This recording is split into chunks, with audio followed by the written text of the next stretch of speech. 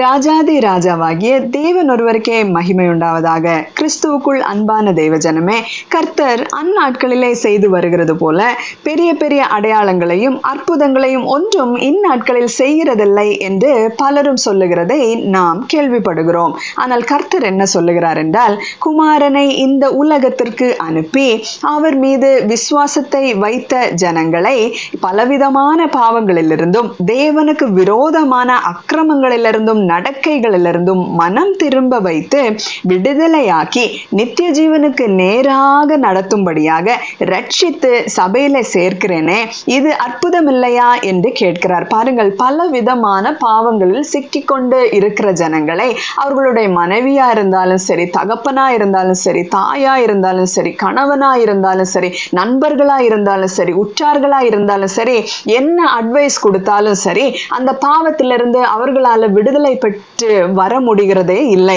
ஆனால் கர்த்தரோ ஒரு வார்த்தை சொல்லும் பொழுதே அதிலிருந்து விடுதலையாகி, அல்லது வேதத்தின் மூலமாக அந்த வார்த்தைகள் கேட்கிறதன் மூலமாக எத்தனையோ ஜனங்கள் ரட்சிக்கப்பட்டு சபையில சேர்க்கப்படுகிறார்களே, இது எவ்வளவு பெரிய அற்புதம் என்று கர்த்தர் சொல்லுகிறார். ஆம் அன்பானவர்களே, கர்த்தர் ராஜரீகம் பண்ணுகிறார். சங்கீதம் 93 அதிகாரம் 1 கர்த்தர் ராஜரீகம் பண்ணுகிறார், மகத்துவத்தை அணிந்து கொண்டிருக்கிறார். கர்த்தர் பராக்கிரமத்தை அணிந்து அவர் அதை கச்சையாக கட்டி கொண்டிருக்கிறார். ஆதலால் பூச்சக்கரம் அசையாதபடி நிலை பெற்றிருக்கிறது. கர்த்தராகிய ஆண்டவர் இந்த உலகத்திற்கு வருவதற்கு ஆயத்தமான போது லூக்கா 1 அதிகாரத்திலே என்ன சொல்லப்பட்டிருக்கிறது? 31 இதோ நீ கர்ப்பவதியாகி ஒரு குமாரனை பெறுவாய், அவருக்கு இயேசு என்று பெயரிடுவாயாக.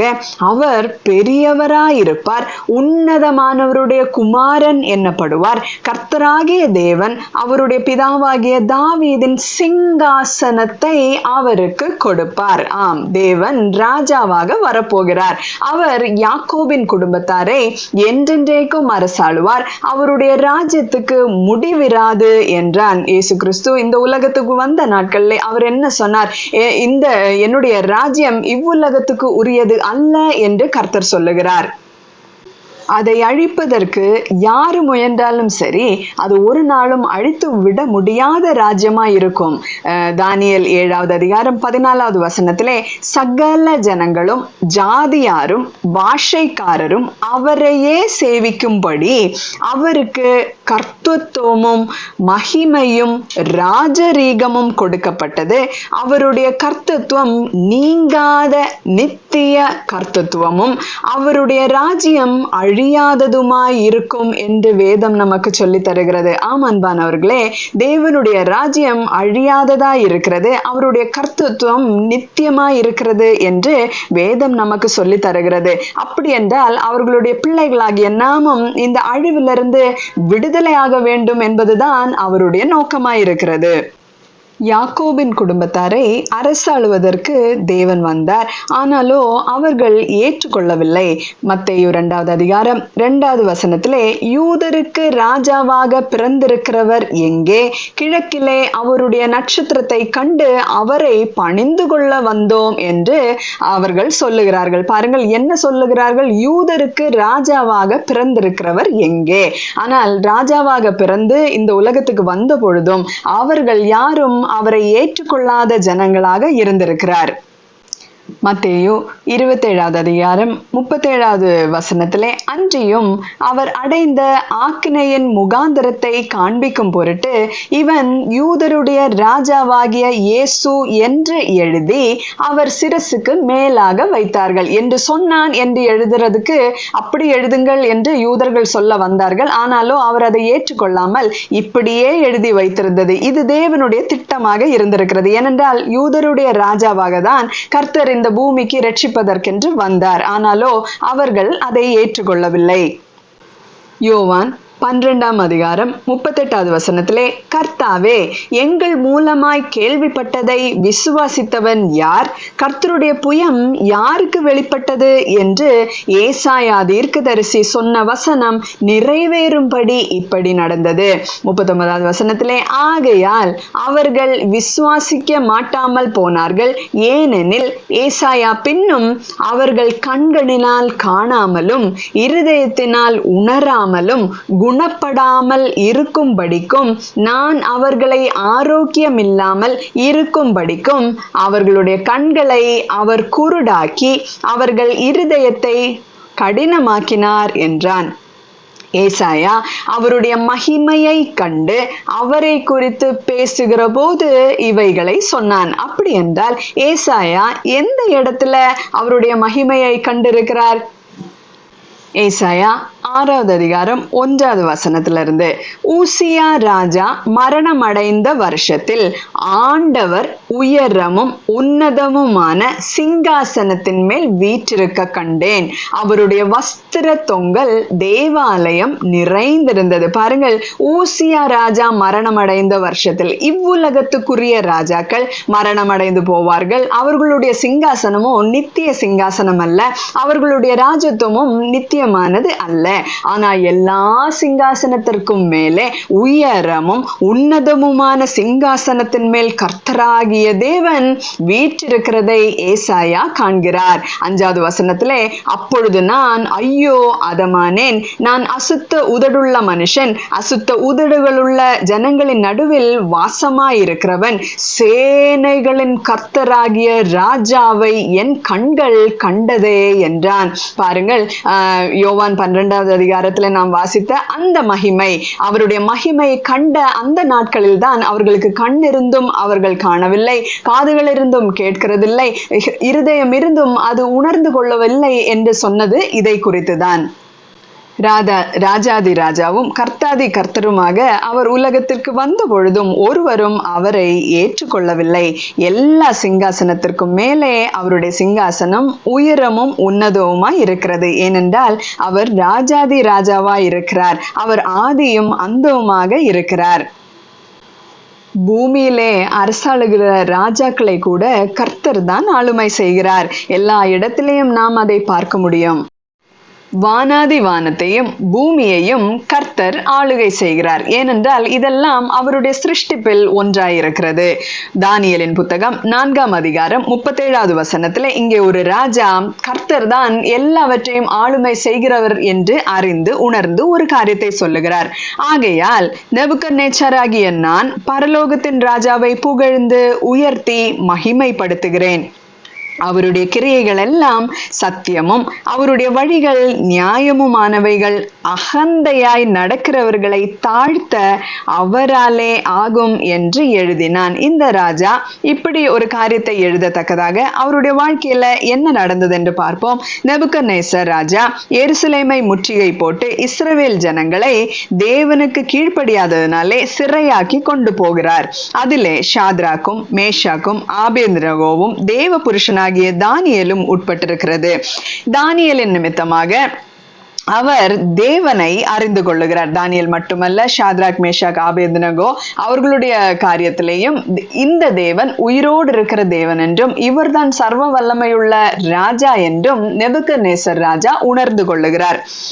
2வது அதிகாரம், தானியேலின் புத்தகம் 2வது அதிகாரம் 47வது வசனத்திலே, ராஜா தானியேலை நோக்கி, நீ இந்த மறைபொருளை வெளிப்படுத்தினபடியினால், அதாவது ராஜா ஒரு சொப்பனத்தை காண்கிறார், அதனுடைய அர்த்தத்தையும் அந்த சொப்பனத்தையும் விளக்க வேண்டும் என்று அங்கே இருக்கிற எல்லாரிடத்திலையும், சாஸ்திரிகளிடத்திலையும், சூன்யக்காரரிடத்திலையும், ஜோல்சியரிடத்திலையும் சொல்லுகிறார். ஆனால் அவர்களால் யாராலையும் அதனுடைய பொருளை சொல்ல முடியவில்லை, சொப்பனத்தையும் சொல்ல முடியவில்லை. ஆனால் தானியேலோ அந்த காரியத்தை செய்தபடினாலே அவர் தானியேலை நோக்கி சொல்லுகிற காரியம் என்ன? நீ இந்த மறைபொருளை வெளிப்படுத்தினபடியினால் மெய்யாய் உங்கள் தேவனே தேவர்களுக்கு தேவனும் ராஜாக்களுக்கு ஆண்டவரும் மறைபொருள்களை வெளிப்படுத்துகிறவருமாய் இருக்கிறார் என்றான்.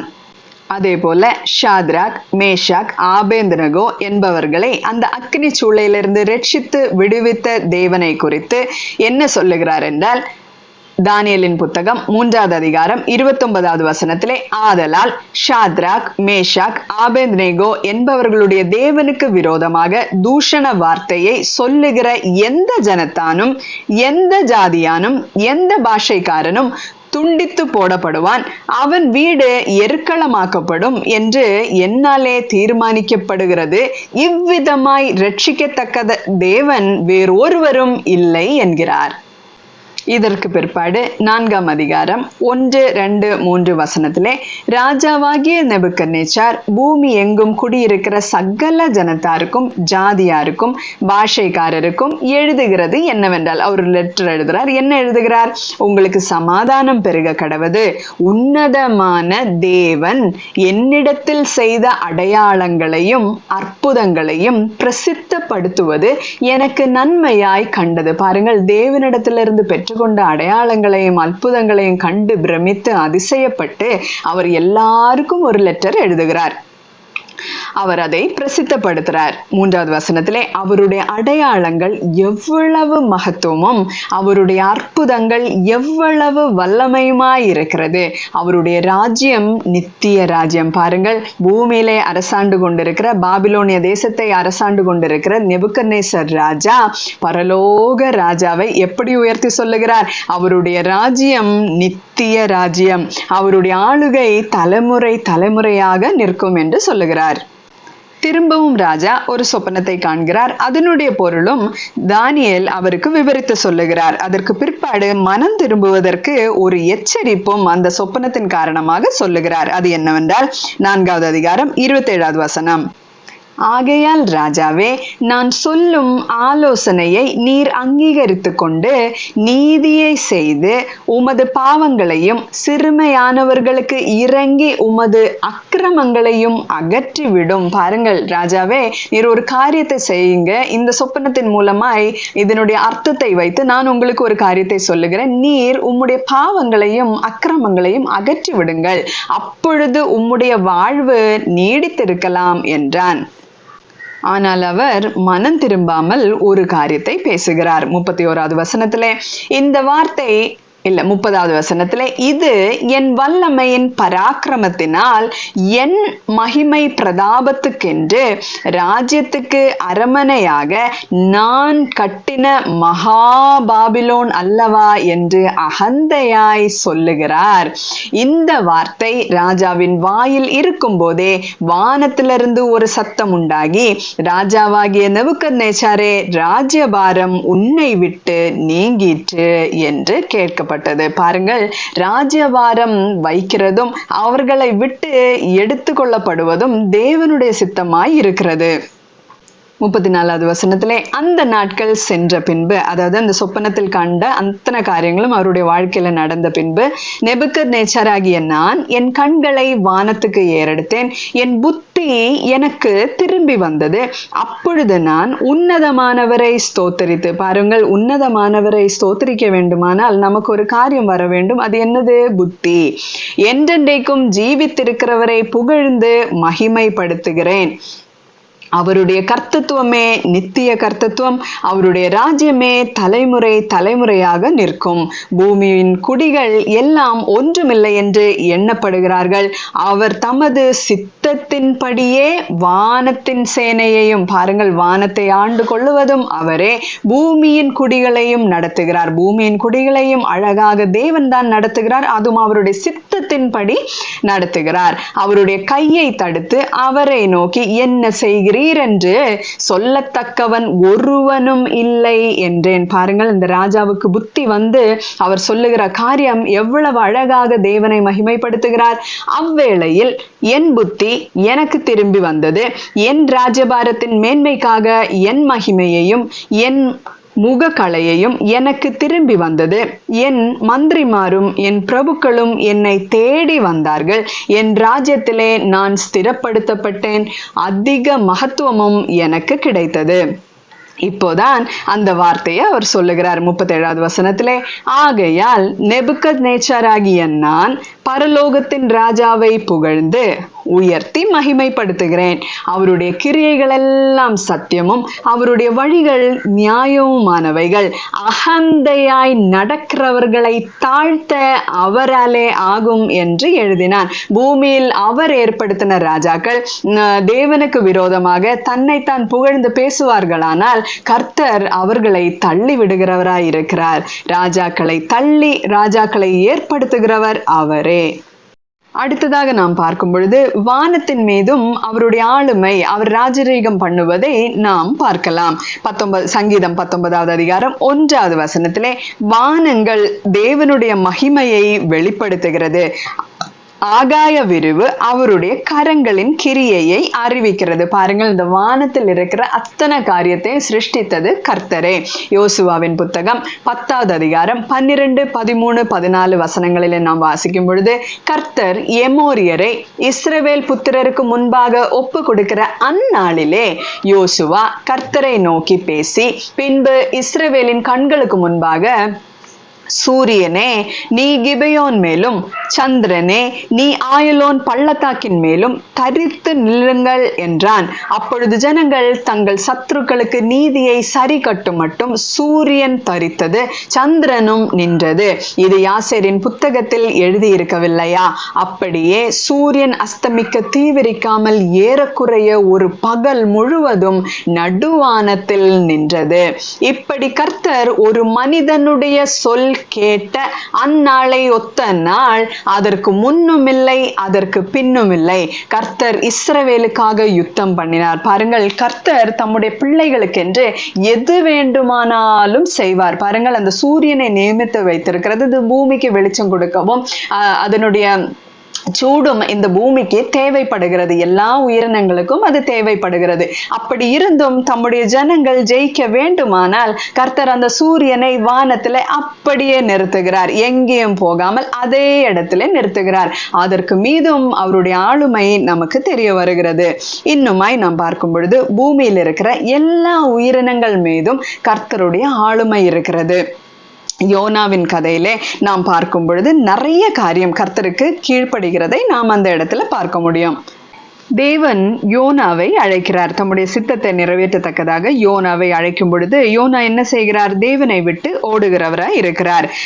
யோனா 1வது அதிகாரம் 4, 9 வசனத்தை நாம் வாசிக்கும் பொழுது அவர் ஓடினதுனாலே கர்த்தர் சமுத்திரத்தின் மேல் பெருங்காற்றை வரவிட்டார். அதனால் கடலிலே கப்பல் உடையும் என்று நினைக்கத்தக்கதாக பெரும் கொந்தளிப்பு உண்டாயிற்று. 9வது வசனத்திலே என்ன சொல்லுகிறார்? நான் எபிரேயன், சமுத்திரத்தையும் பூமியையும் உண்டாக்கின பரலோக தேவனாகிய கர்த்தரிடத்தில் பயபக்தி உள்ளவன் என்றான். பாருங்கள், சமுத்திரத்தையும் பூமியையும் உண்டாக்கின பரலோகத்தின் தேவனாகிய கர்த்தர் சமுத்திரத்துக்கு கட்டளையிடும் பொழுது அது என்ன செய்ய தேவன் சொல்லி இருக்கிறாரோ அப்படியே அது செய்கிறது.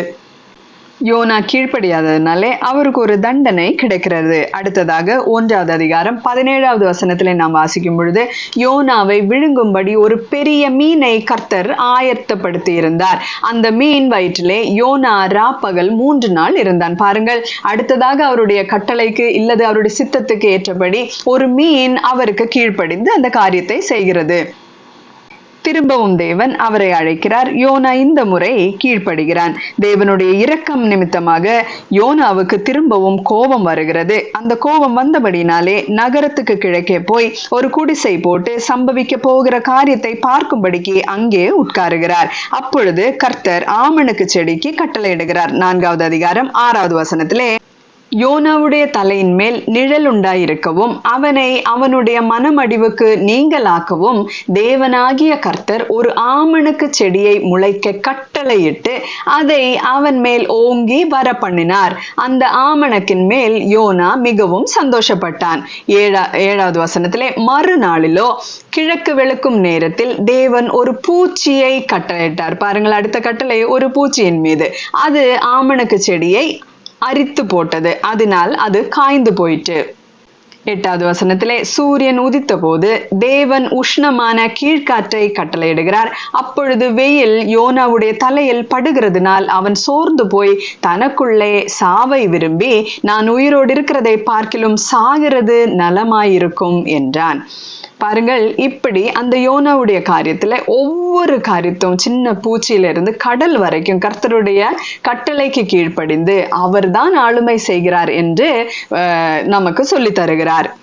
இப்படிப்பட்ட தேவன் நமக்கு இருக்கும் பொழுது நாம் ஏன் கவலைப்பட வேண்டும்? நம்முடைய எல்லா காரியத்தையும் கர்த்தர் காண்கிறவராய் இருக்கிறார். நம்மளுடைய கஷ்டங்களா இருந்தாலும் சரி, சோதனைகளா இருந்தாலும் சரி, நமக்கு நேரிடுகின்ற விபத்துகளா இருந்தாலும் சரி, எல்லாம் கர்த்தருடைய கருத்துக்குள்ளே இருக்கிறது. இந்த உலகத்திலே நாம் வாழும்போது இருக்கிற காரியங்களுக்காக மட்டுமல்ல, இதற்கு பிற்பாடு நாம் திரும்பவும் தேவனை சந்திக்கிற நாள் வரைக்கும் கர்த்தர் நம்மோடு கூட இருக்கிறார். அவரை சந்தித்து நாமும் நித்திய காலமாக அவர் ஆளுமை செய்கிற அந்த ராஜ்யத்துக்குள்ளே நாம் சதா காலங்களிலும் கர்த்தரோடு கூட உயிரோடு இருந்து நாமும் அரசாளுவோம் என்பதை தான் இந்த வேதம் நமக்கு சொல்லி தருகிறது. இப்படிப்பட்ட தேவனை கொண்டிருக்கத்தக்கதாக நாம் எவ்வளவு பாக்கியவான்களும் பாக்கியவதிகளுமாய் இருக்கிறோம் என்பதை அறிந்து உணர்ந்து ராஜ்யபாரம் பண்ணுகிற, ராஜரீகம் பண்ணுகிற தேவனை மட்டுமே அனுதினமும் ஸ்தோத்திரித்து நம்முடைய ஓட்டத்தை சரியாய் ஓடி முடிப்போம். ஆமேன். அல்லேலூயா. ஜெபிப்போம். அன்பும் இரக்கமும் கிருபை நிறைந்த நல்ல தெய்வமே, இந்த நல்ல நாளுக்காக ஸ்தோத்திரம் சுவாமி. கர்த்தர் ராஜரீகம் பண்ணுகிறீங்கன்ற அந்த ஒரு காரியத்தை எங்களுக்கு உணர்த்தி தந்ததுக்காக உமக்கு நன்றி ஆண்டவரே. உம்முடைய பிள்ளைகளாகிய நாங்கள் எதற்கும் கவலைப்படவில்லை என்று ஆண்டவர் வேத வசனங்கள் மூலமாக எல்லாம் உமக்கென்றும் உம்மாலேயும் தான் நடக்கிறது என்று உணர்ந்து கொள்ளத்தக்கதாக எங்களுக்கு ஒரு கிருபை அளித்தீரே ராஜா. அதற்காக உமக்கு நன்றிகளை ஏறெடுக்கிறோம். உம்முடைய ராஜ்யத்தின் பிள்ளைகளாக எங்களையும் நீங்க சேர்த்து கொள்ளத்தக்கதாக உம்முடைய ஒரே குமாரனை எங்களுக்காக தந்த அருளினபடினாலும் உமக்கு நன்றிகளை ஏறெடுக்கிறோம். கர்த்தராகிய தேவனே, உம்முடைய நாமத்தின் நிமித்தமாக நாங்கள் அனுதினமும் பரிசுத்தப்பட கர்த்தர் தாமே எங்களுக்கு கிருபை பாராட்டுவீராக. எல்லா உதவிகளுக்காக உமக்கு ஸ்தோத்திரங்களை ஏறெடுக்கிறோம். ஜெபத்தை ஏற்றுக்கொள்ளும் எங்களையும் ஆளுமை செய்யும் மேய்ப்பரு இரட்சகருமாகிய இயேசு கிறிஸ்து நாமத்திலே ஜெபத்தை கேளும் எங்கள் ஜீவனுள்ள அன்பின் பரலோக பிதாவே.